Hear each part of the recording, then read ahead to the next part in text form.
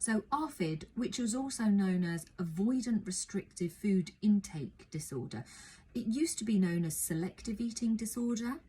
It's an eating disorder where a person really can't eat like certain foods, certain types of foods, or even whole food groups.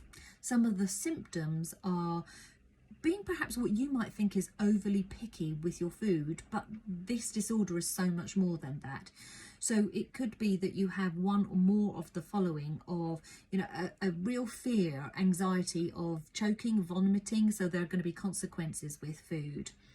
Or you've got to have food in a certain particular way, order, so you can't have certain foods touching, or it's got to be presented in a certain way. So in other words, like broken food, when food like a biscuit breaks, that would cause a hyper sensitivity around it. There's also going to be hyper sensitivity around tastes, smell and textures. So some of it might be absolutely disgusting, the textures, especially slimy food like mushrooms, panna cottas, things like that. It's just like it causes this severe reaction, not a biological reaction but a psychological reaction to like disgust in food. For adults, it can also cause psychosocial anxiety as well. It can be very difficult and challenging to go out and eat with friends, or to just sit down and have what we might class a normal, there is nothing normal, but dinner. In other words, just to be able to sit and eat and relax and enjoy your food. Food is a huge source of tension, anxiety and conflict, because you perhaps want to eat all of these foods and you really can't, no matter how much you've tried. So there are different ways to heal with ARFID, and a lot of the healing might have been done when you were a child, or it may not have been recognised as a child, and so you've grown up with these very particular picky eating sort of way of being.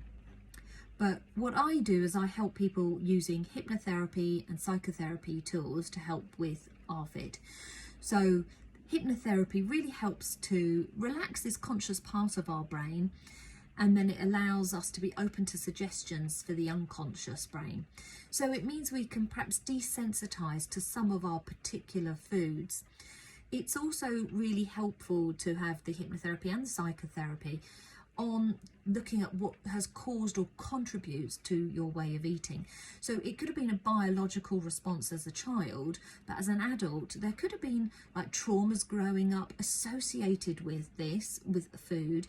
There could also have been just traumas, not in an event happening, but minor traumas elsewhere, or minor traumas with food that is all sort of combined throughout your childhood, teenage years into your adult years, where you need to undo everything that's contributed to that. And that's what the hypnotherapy and psychotherapy does. It sort of helps you unravel everything that's contributing to it, to help you become a lot more at peace, and then you're just a lot more open to trying new foods. But it is all done at a time and a pace, I suppose, that's relevant and more appropriate for you. So if you're interested in inquiring further about how hypnotherapy or psychotherapy can help you heal from ARFID, then get in contact on my website or give me a call.